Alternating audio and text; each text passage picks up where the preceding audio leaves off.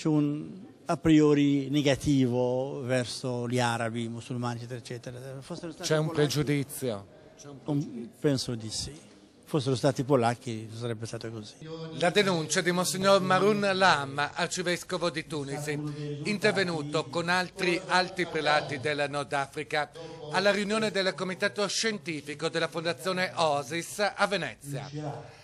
L'arcivescovo non parla di razzismo, ma dice che l'Italia e soprattutto il Nord-Est sono troppo prevenuti verso i giovani tunisini, protagonisti della primavera del Mediterraneo. In una settimana più di 500.000 di giovani che lavoravano nel turismo e che facevano vivere ognuno almeno due famiglie, sono trovati senza lavoro e dunque hanno cercato un lavoro altrove. Anche per questo, secondo l'arcivescovo di Tunisi, c'è il dovere morale di fare di più sul piano dell'accoglienza.